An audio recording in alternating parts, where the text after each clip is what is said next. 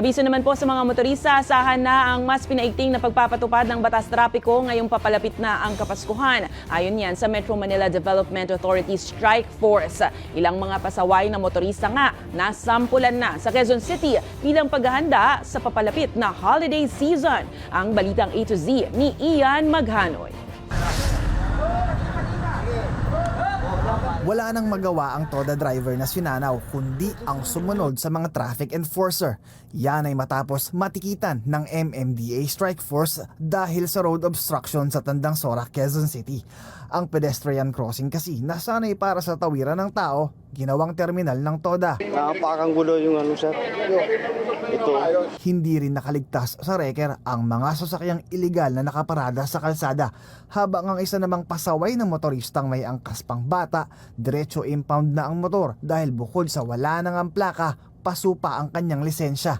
Paliwanag ng MMDA Strike Force, asahan pa raw ang mas pinaigting na traffic apprehension laban sa mga pasaway na motorista. Tuloy-tuloy po tayo, araw-araw, every month. 6 days a week po yan. Minsan meron pa rin po tayo even on Sundays. Hanggat meron pong nagva-violate, hindi po tayo magsasawang i-operate at ipatupad po ang tama at ibalik po ang disiplina sa ating mga kalsada. Nagsimula na rin kasing ipatupad nitong Lunes ang adjusted mall hours bilang paghahanda sa mas maayos na daloy ng trapiko sa Christmas season. Definitely, mas intensified po. Kung intensified na po ang clearing operation natin, mas dodoblehin pa po natin ang pagiging intensifications of our clearing operations. Kaya't ang iba pang nahuli, napangiti na lang dahil aminado rin sila sa traffic violation. Okay lang po. Mali naman eh. Mali naman.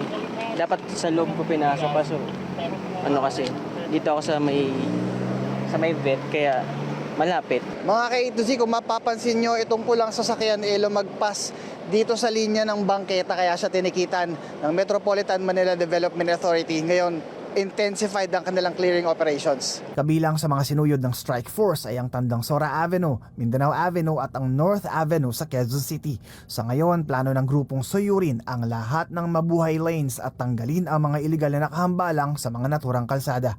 Para sa Balitang A to Z, Ian Maghanoy.